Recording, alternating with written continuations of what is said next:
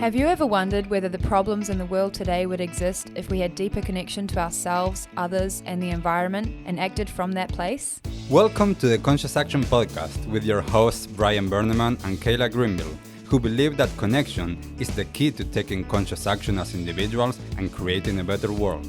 We're here to raise awareness and inspire meaningful action by sharing stories, knowledge, and conversations with thought leaders and changemakers. From sustainability to well-being and everything related to conscious living, our mission is to empower you to be the change that you want to see in the world. Welcome to a new episode of the Conscious Action Podcast. This is Brian, your host.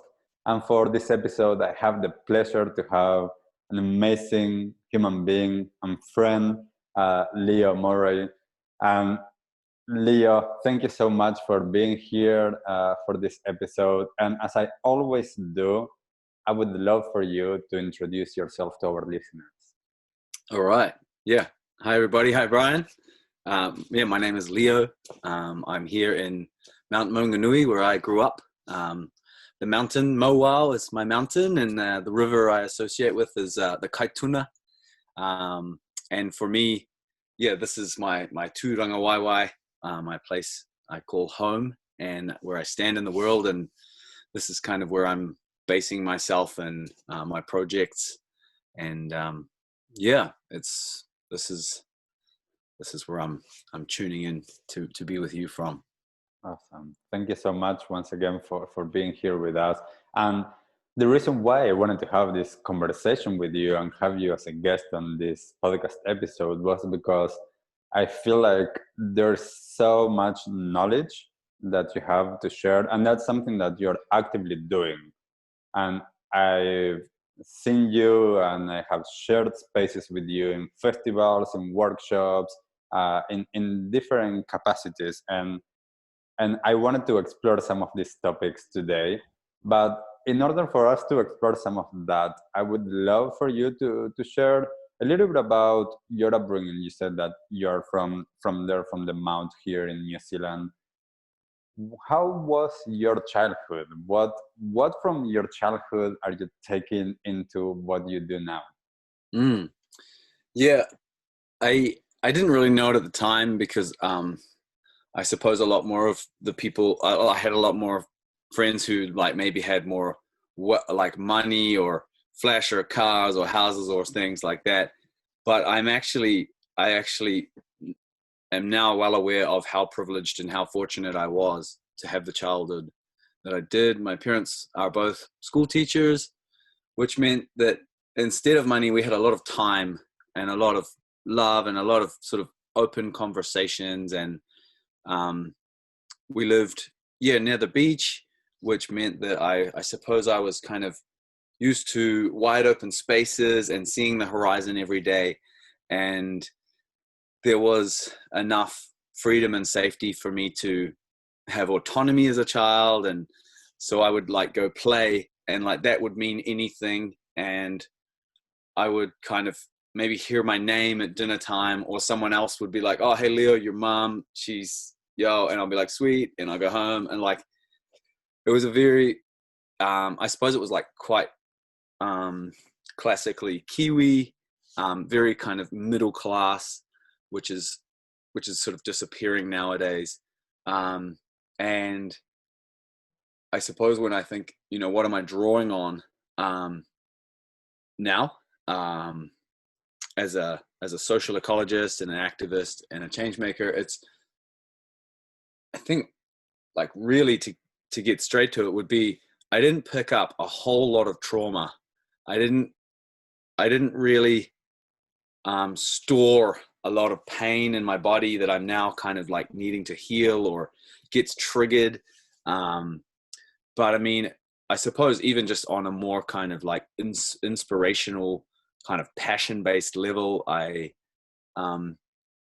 my family were really into Polynesian voyaging canoes, and so we had a waka, and we would sail that around New Zealand, and then on a couple of occasions we sailed it up to the Pacific. And I'd take a year off school and we would just sail around sort of the South Pacific and exploring kind of these faraway places, and really like I don't know, I think I was exposed to a lot of danger and a lot of risk. And so now as an adult, I have a really healthy appreciation for life and for death and for the unknown. And I'm told that is something that children are really struggling with these days, is to be able to actually assess risk, because we're so sort of wrapped up in this safety culture. And I suppose that's something that I draw on all the time. So I'm really, really grateful to my parents and my two older brothers for loving me and sharing like such an incredible time. And I love to think of myself as an individual, and I'm so unique and whatever, but I've had it reflected back to me so many times that like, oh yeah, Leo's passion for the environment is such a knock-on effect from what his mother taught him or what his father showed him in the world. And so yeah, I'm definitely rediscovering my whakapapa and even what goes beyond my immediate parents and how that has influenced me.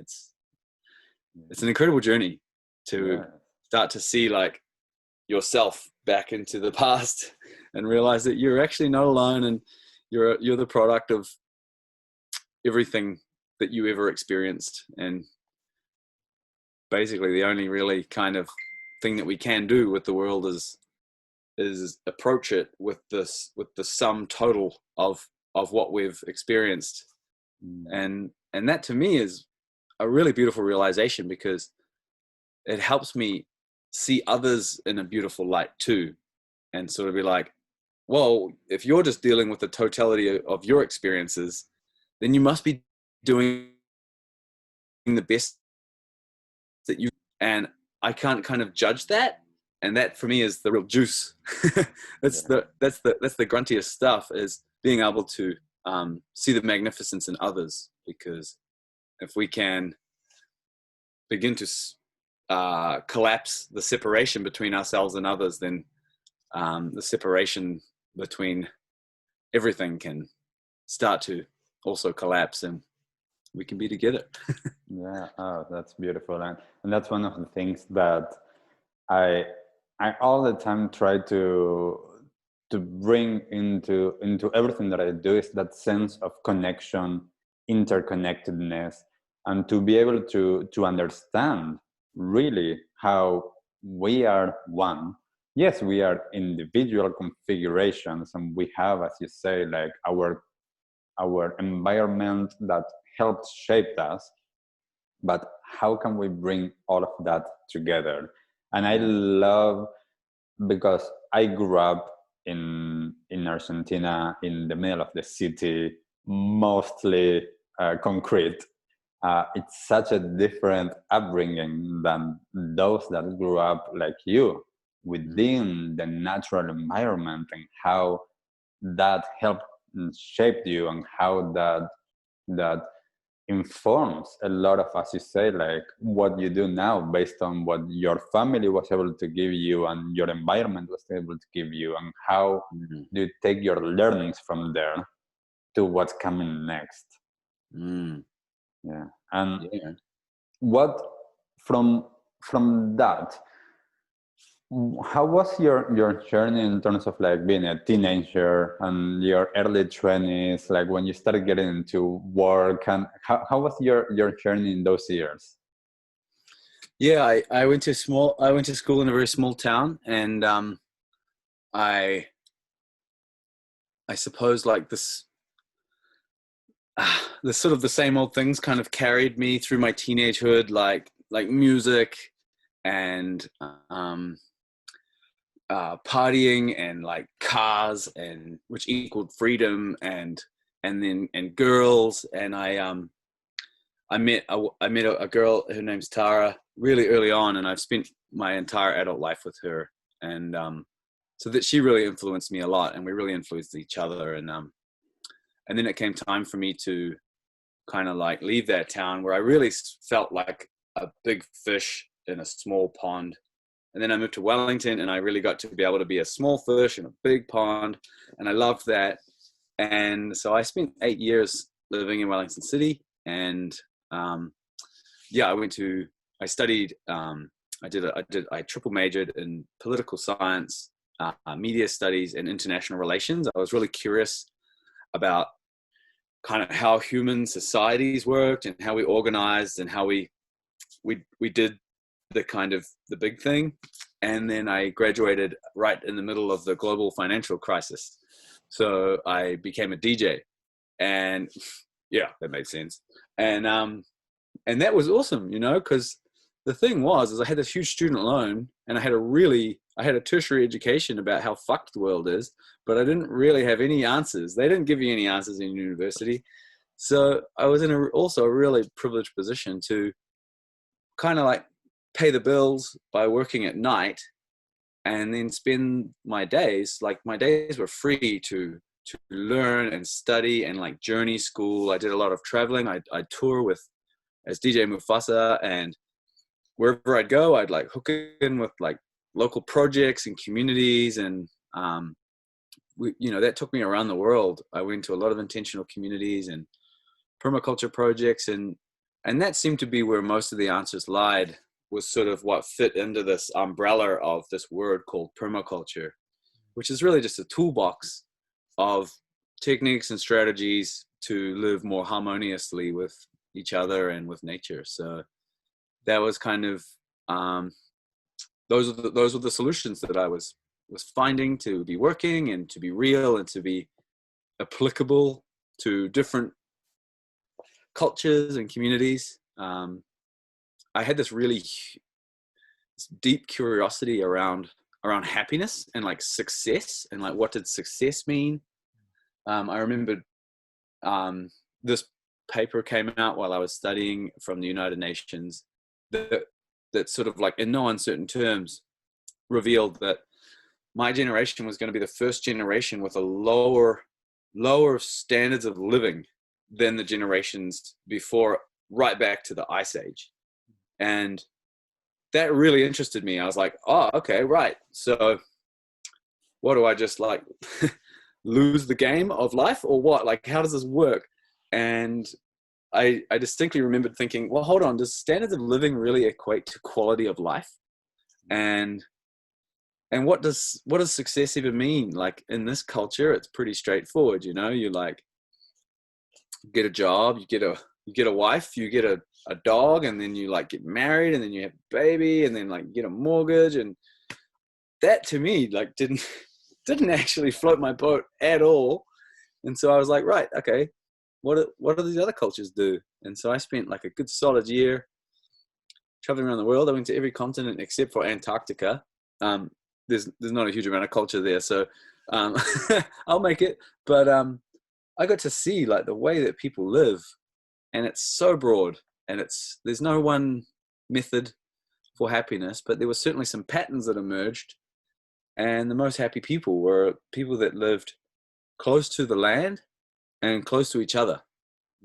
And that contradicted the pattern that I had grown up with, where people assumed that the more money that you had, the bigger your house, and the more flashy shit you could buy. And I mean, yeah, you just have to look at like some of these kind of statistics around wealth and anxiety and depression. And I mean, the amount of people being administered like antidepressants is just, it's hectic. But there's not a lot of those people on antidepressants in India or in Vanuatu, or so this to me was a really like kind of a punchy, it was sort of like quantifiable, but it was also qualifiable. Happiness and success is not what we're told it is. Yeah. And so I came back to New Zealand, and I had a little bit of a crisis with the music thing, because it wasn't like really, I was just partying for a living, and I love to celebrate, and I love to connect and be in the moment.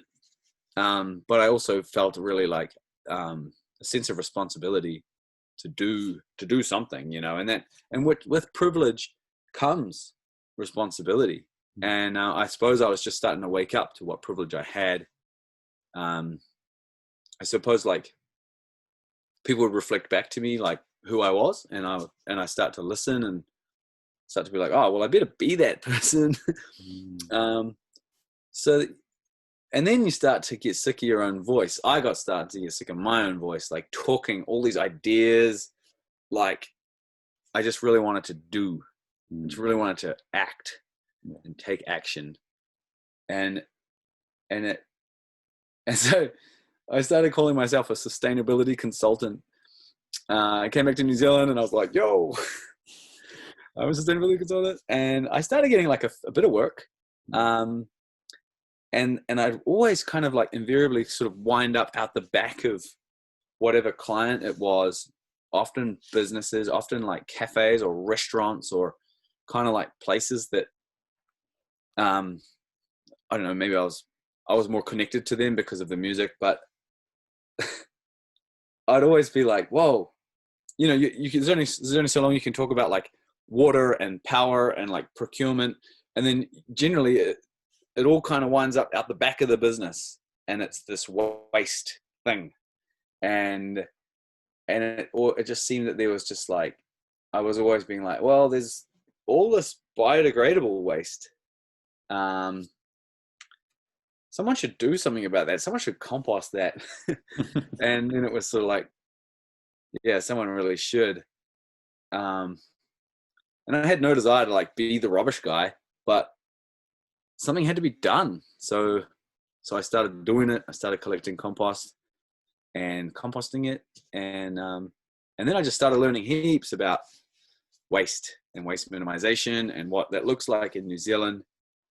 And I suppose this is where like my answer to that question could end, is like, finally I could sort of send an invoice, because no one likes waste. You know, you don't have to be like a raging kind of liberal environmentalist to not like waste. You know, you can be someone else and sort of know that that's not right. You can feel it.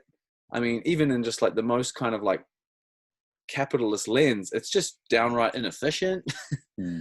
So yeah, I suppose I've been able to like keep food on the table for the people I love by helping councils and businesses and also people at home reduce their impact, on negative impact on the whenua, and also increase their positive impact, because with the sort of waste that I address, if you treat it right, it actually has a regenerative impact.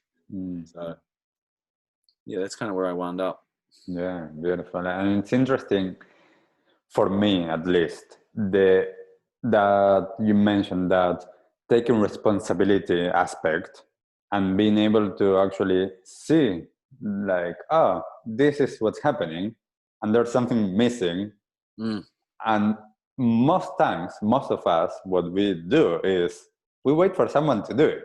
It's like, hey, like someone should pick that up. I'm just going to chill here and I'm just going to keep on thinking someone should pick that up. Yeah. And you actually took action and you informed and educated yourself even more and more about it. And to the point, as you say, that you can actually create a resource and create something positive from that, which for most people, most businesses, is waste. It's completely they don't see it as a resource anymore. They just see it as a waste. And I find all of that understanding of the circularity of the system, that is where we truly need to go back and find all of the ways of that. And I would love from getting a little bit with that, for you to be able to share a little bit more, because I know a little bit, but there's not that many people that know about permaculture. Can you explain a little bit more your understanding of it?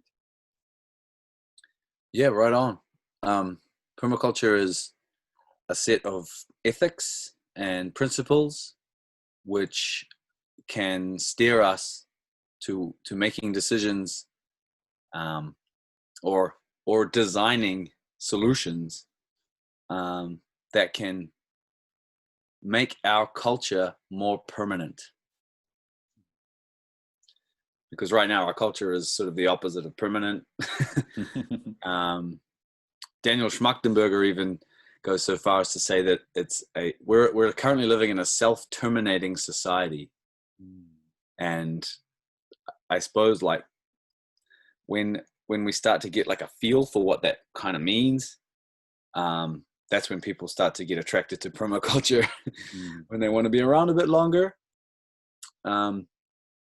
And why do I want to be around a little bit longer? Like, I like my life, like that's great, but there are certain things about humanity that I love.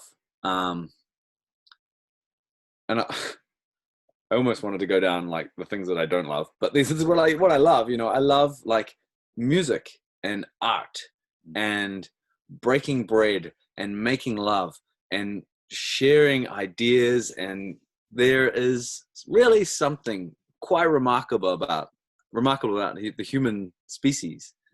And so if we can maybe like unfuck the world with the available wisdom of permaculture, which draws on a lot of different other cultures and a lot of kind of, this isn't like a new thing that like someone thought up. It's really like just a network of ideas, and it does have an ethical framework to govern how those ideas are applied, which is kind of like what science is lacking. You know, science has some incredible ability to innovate and invent and kind of create incredible solutions, but it doesn't really have like this inner compass that enables us to basically do the right thing with it. I personally have sort of lost, I've given up hope in like the myth of technology. I feel like it's grossly overdue, maybe by like 50 years. Like, I think a washing machine is fantastic, and a toaster. These are things that like definitely benefit our lives, but I'm not really sure about like this like web of satellites that like they're kind of like surrounding the whole globe with, that are going to block out the stars, which is just like basically the last common thing that we have as humans and animals, is that we all look up and we see the same within your hemisphere kind of common. I mean, have you heard about the tragedy of the commons? You know, the kind of when everything started to become privatized and huge areas of community land would become like the barons or the kings or whatever. And that's kind of happening with the night sky. And I'm just not convinced that that's going to have the same, bring the same benefit to humanity that, yeah, maybe like a washing machine did for housewives in the 50s, you know. I'm not convinced that like everyone carrying a phone in their pocket is actually has a net benefit. Although there's kind of like an interesting in that thing where like, you know, everyone freaks out about like the millennials or even like that generation after, they're all like freaking out about the kids these days. And I'm like, well, hold on. Imagine if you had all of the world's kind of like knowledge in your pocket, in your hand. It might free up a little bit of kind of like gray matter for like social intelligence or emotional intelligence. You know, like we're all, so much importance is placed on storing and recalling information that if we can outsource that to technology and like maybe be a bit kinder to each other, then that's something I'm interested in. Yes. And I was always like, when I was growing up, I remember I was learning about like the Nobel Prize, and I was starting to learn a little bit of like the fact that his inventions, like suddenly like he wanted to create this new compound, or this that ended up being the dynamite, to actually create easier access for creating roads and stuff like that, and then suddenly his creation was used for destruction. And it's like this understanding of technology, it's not good or bad, it's the way that we are using it. And I think that one of the, as you mentioned, one of the dangers of what most adults are thinking of, what's happening with the newer generations that are more and more based on using technology all of the time, is the fact that there is no sense of how are we educating differently so that that is not what they rely on. Because we have that education, as you say, of content and numbers and data, and now I don't need that. But how do I place that together? How do I allow myself to learn and relearn the social skills that are needed, that having a phone, if I'm here the entire time, I'm not going to be able to understand how to interact with others and the environment, and to be able to bring that back. And this is a little bit of what is creating, and this is something that I would love for you to talk a little bit more about, what is happening now in the world with climate change, and a lot of the changes is the lack of resilience, the lack of that emotional intelligence that kids have, and this anxiety and these huge numbers of, as you mentioned before, of depression, but also of young kids' suicide. The rates are huge, especially here in New Zealand, but everywhere around the world. And I know that this is something that you talk about, and I'm curious if you can share with us a little bit of your understanding around this climate anxiety. Yeah, I mean,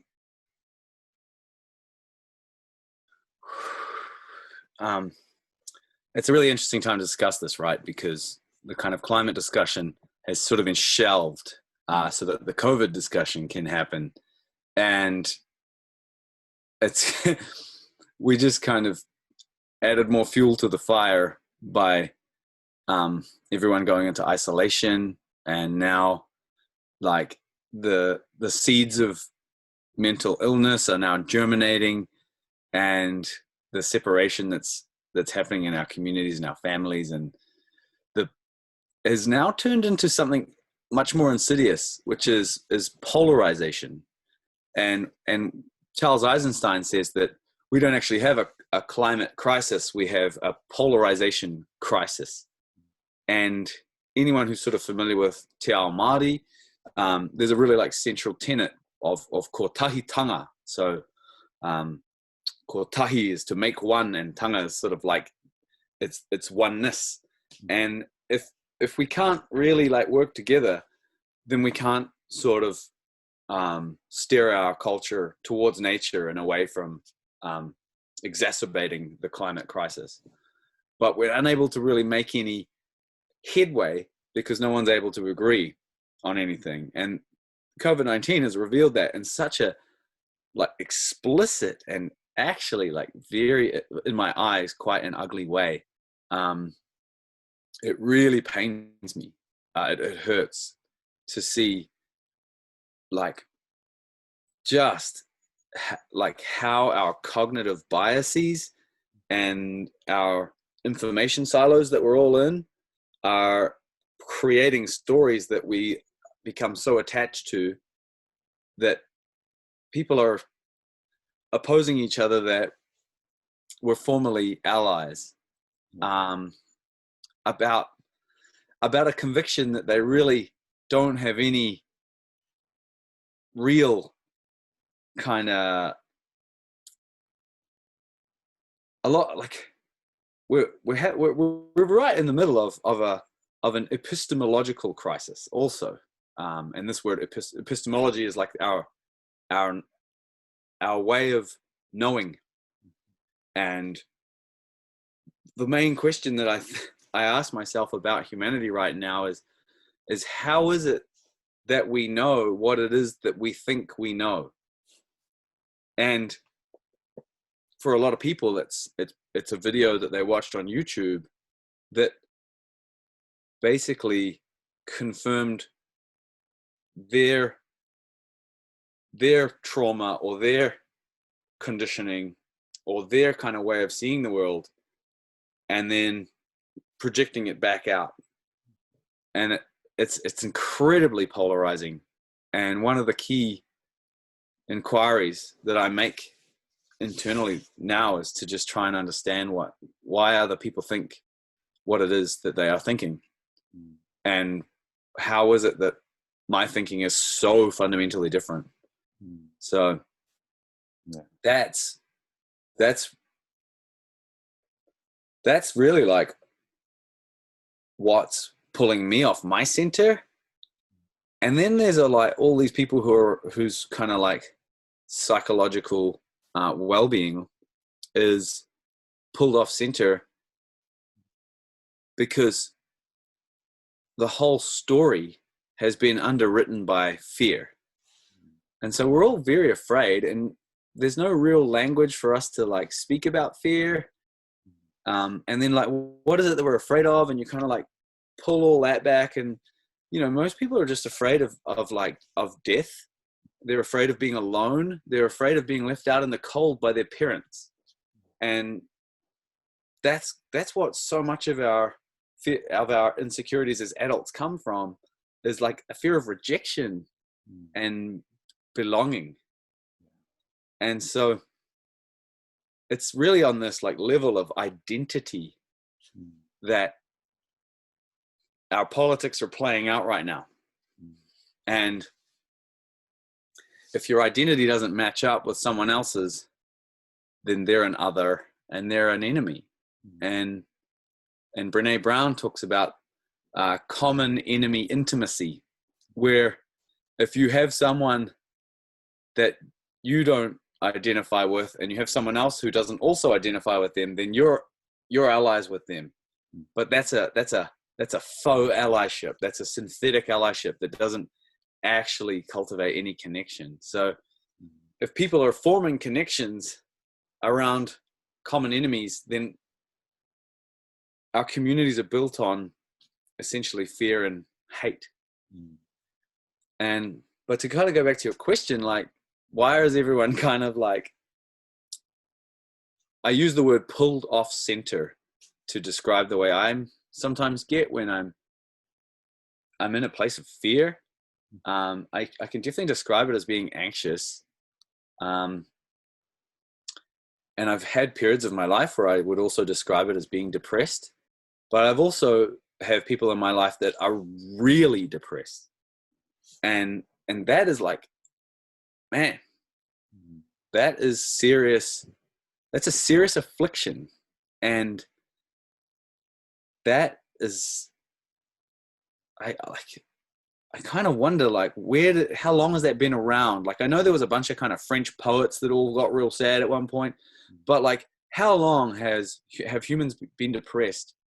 Do animals get depressed? I'd love to kind of like really nut this out with someone, but what I do know is that the world is sick.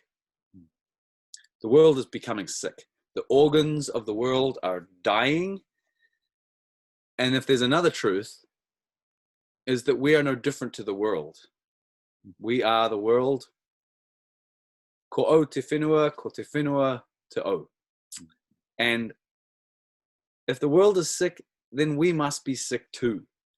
And so I almost want to give credit to the people who are anxious or depressed and say, hey, maybe you're just a little bit more sensitive. And sensitivity is not a weakness. Sensitivity is a strength. You know, maybe the only reason why I'm not on medication is because I've numbed myself to the pain of the world. And if there are people out there who can't explain why they can't get out of bed in the morning, I don't think I need to. I don't need a reason for that. I'd be like, hey, I don't blame you. Shit is fucked out there. You know, like,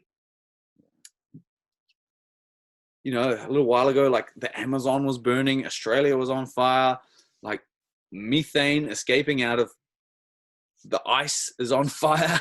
The oceanic currents are slowing down. When coronavirus came along, it just seemed like, of course, you know. Yeah. It didn't seem like this massive, like unprecedented crisis. Yeah, I love what you just mentioned, because this is something that I actually talk about in some of my workshops. That is, there's this disconnection, and because of this lack of disconnection that we have this external and this internal experience of that.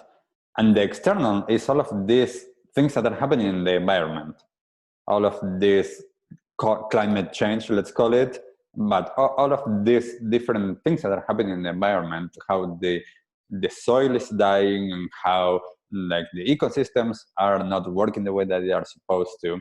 But as well, we're having, as you mentioned, this internal response of actually anxiety and depression, and they are both related. They are part of the same coin, both faces of the same coin. And as you say, it's I always, when I'm talking with people or with some of my clients that are facing anxiety and depression, there's this understanding that it's not wrong. That is not a bad thing. You are just feeling something from internal you, or something that is happening outside, and what's happening outside will create that for us. Thing that where a lot of us are lacking is, how do we deal with that?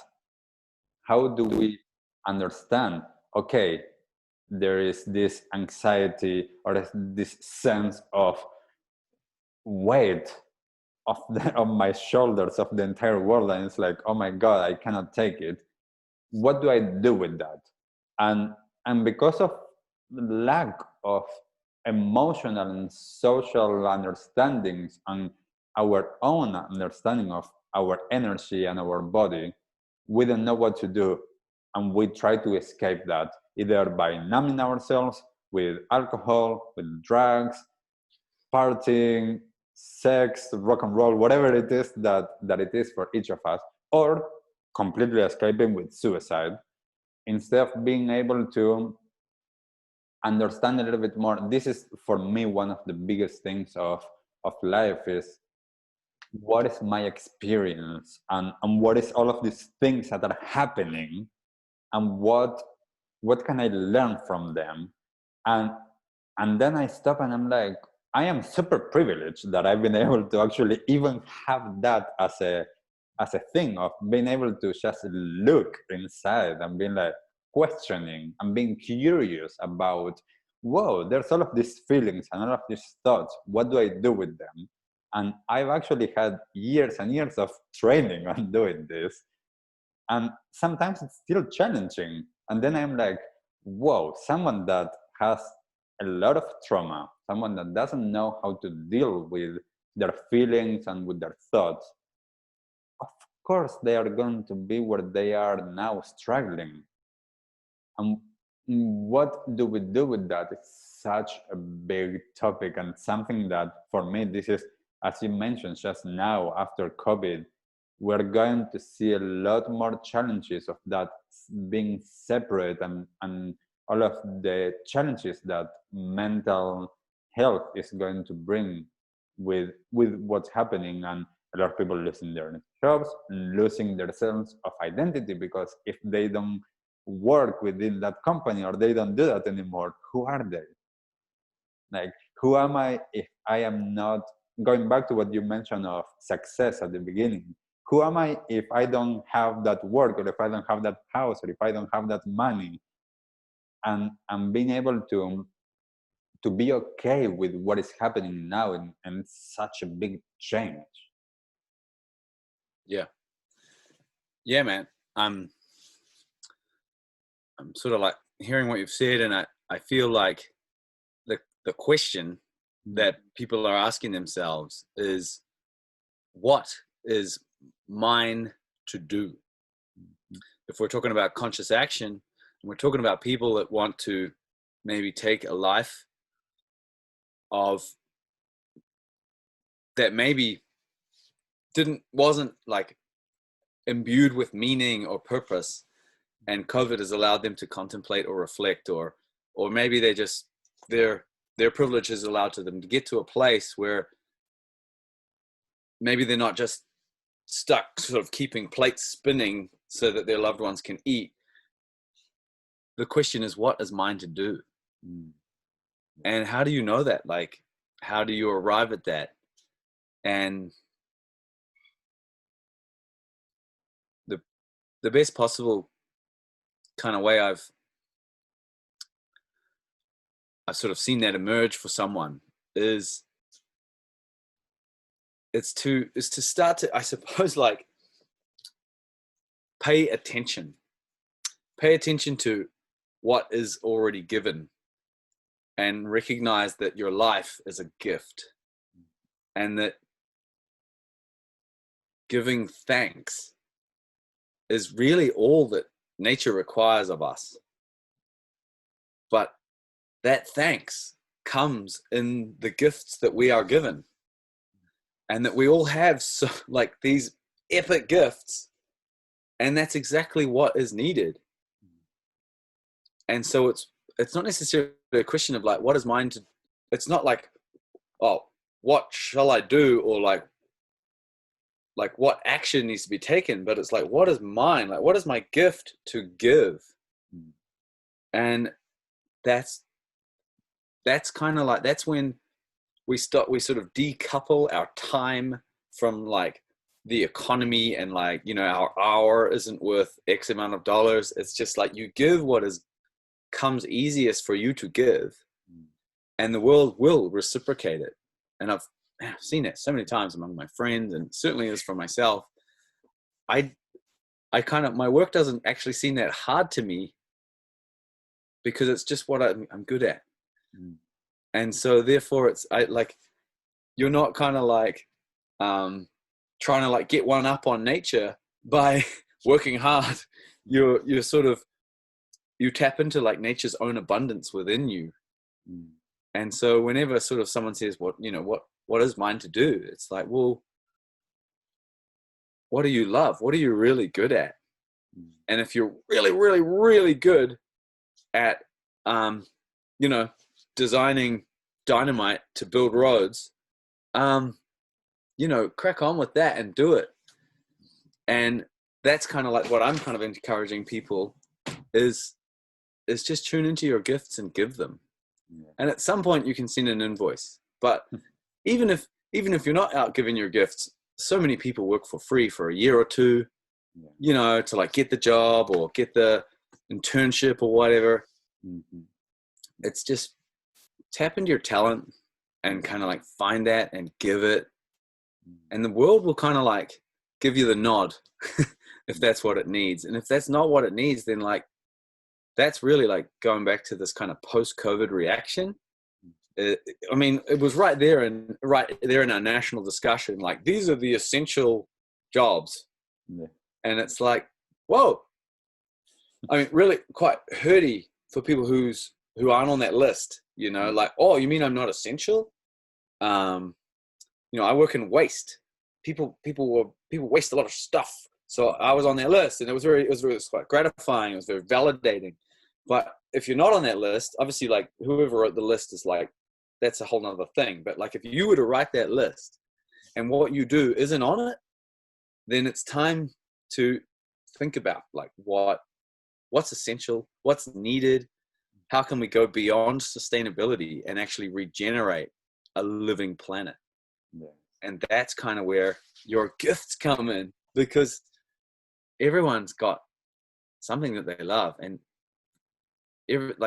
nature is so diverse that everyone can plug their gift in somewhere. And the great news is that diversity is what creates resilience. And it's resilience that helps us get through crises like these.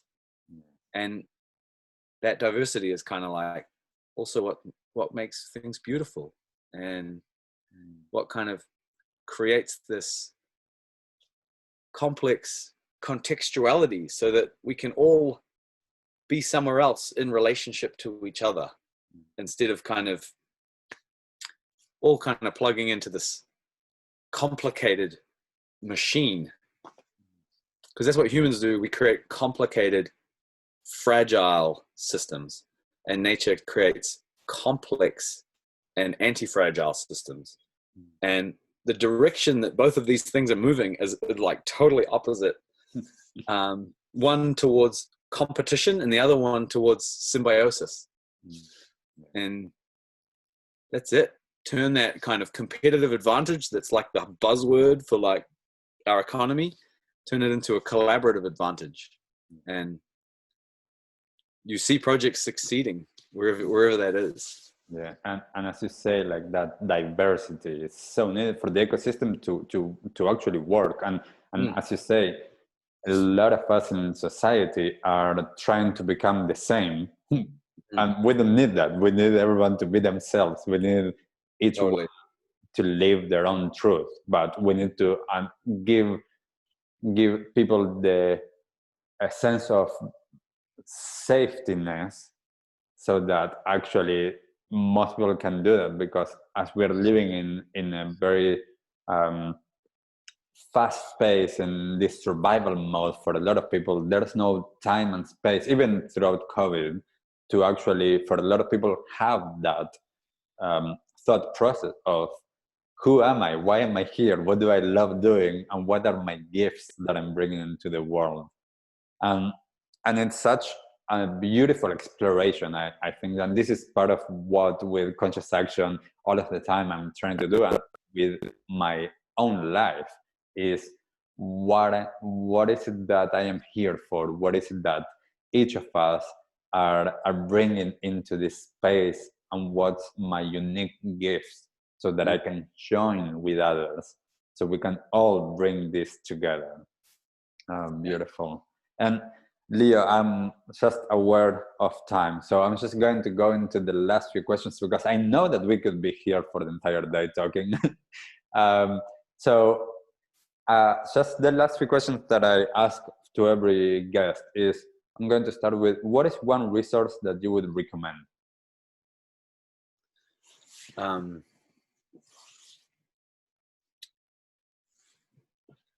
A book that really, really changed my life was A More Beautiful World Our Hearts Know Is Possible.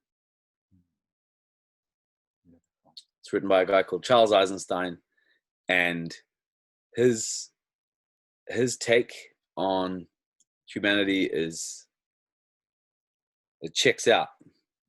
And he's very eloquent. He's able to say a lot in a very small amount of words, and it's also very accessible. Yeah, and I would, for everyone, if you're listening and you don't know Charles Eisenstein, I would really recommend checking him out, and just Google him, and there's so many stuff that is really, really cool about him. What is your one go-to tip when you have to talk to people? And this can be about any sphere of life. Yeah.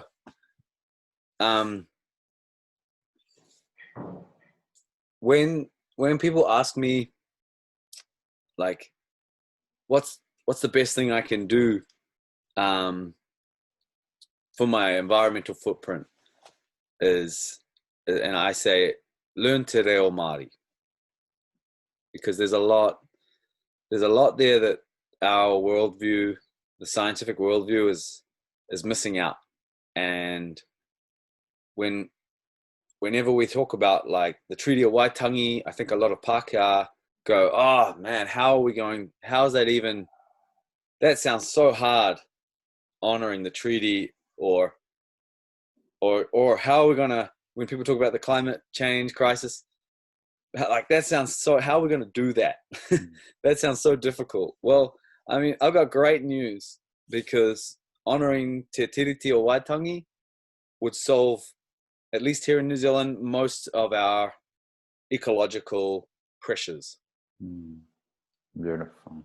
Such a beautiful thing. And for me, I'm just scratching the surface on this. I'm little by little learning more and more, and just the amazing conversations that I've had with some individuals around this. And it's such a, as you say, an amazing framework, an amazing foundation to be able to then put into action all of that. So yeah, that's a beautiful one. What has been your latest small act of kindness? Yeah, I have been really kind to myself recently, and I can imagine that's kind of like a response you might get more commonly, but for me it's kind of a big deal. In the Regenesis school, there's a guy Bill Reed. He has a framework, and he says there's 3 lines of work, and they're nested within each other. So you've got your first line of work, and that's your personal line of work. It's your emotional landscape. It's also like your financial sustainability. It's doing the mahi on yourself. And the second line of work is your community. It's that interpersonal line of work where it's your friends, your family, your team. And your third line of work is more systems based. So that's an economic system or an ecological system. And for me, in order to be a regenerative practitioner, you have to be working on all of these lines of work simultaneously. For me, I started in my second line of work. I was always building community for a really long time. And then I moved into my third line of work as an environmental advocate and an activist. And I've sort of been like using really like both of those to carry my first line of work along with me. But because they're nested and they're all kind of linked into each other, I've now arrived at my first line of work, and I'm really kind of going inside. And that actually takes a lot of kindness when you realize like all of your aspirations and all of your hopes and dreams actually just far exceed what any one person can do. And so it's important for me now to kind of like just give myself a break and learn to be with myself a little bit more harmoniously. Yeah, it's beautiful. And actually, most people, whenever I talk about kindness, actually most people immediately go to thinking of someone else. What have they done for someone? So I really appreciate you bringing that into that kindness to oneself space. The last question is, what is the one thing that you wish the world or others knew? I have so many answers to that. It seems to be like one of the tasks of my life is to answer that question as like succinctly or as fully as possible, and they don't really work out so great.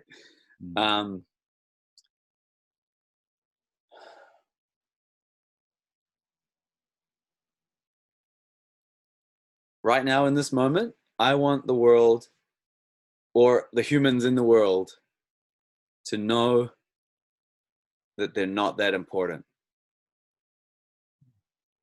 We're like a slither of a fingernail of a superorganism that is nested within this broad story of life. And that story is alive and it's moving forward. And so much has come before us and so much will come afterwards. And we'd be silly to think that we're actually that important. So interesting. So interesting. And lastly, Leo, how can people find you and what you do? So they like social media or website? Yeah, awesome. I just open up a tab and I've got a whakatoki to summarize what I said in much smaller words, and then I'll jump onto that. Cool. So whatu ngā rongaro te tangata toitu te whenua. As man disappears from sight, the land remains. So much better than the way I said it. I love that. Both are. Yeah, cool. So yeah, I'm Leo. My business is called Why Waste. You can get that at whywaste.co.nz. We lease worm farms to people and organizations to help them reduce waste, build soil, and increase community resilience. My music project is DJ Mufasa. I also have another project called Bass Chakra, and the organization that I build community with is called Barrio del Chur, and you can catch us at Kiwiburn and Ignition Festival. And we're also have another project called Vibe Architecture, where we create transformational spaces all around New Zealand. So you can get those projects on Facebook. Thanks so much. Yeah, awesome, Leo. Thank you so much for your time. And we'll put in the comments the links to all of this so that people can find you a little bit more easy. But thank you so much for your time and for sharing all of your wisdom and the story of your life, or at least part of it, with us. And looking forward for more conversations in the future with you as well.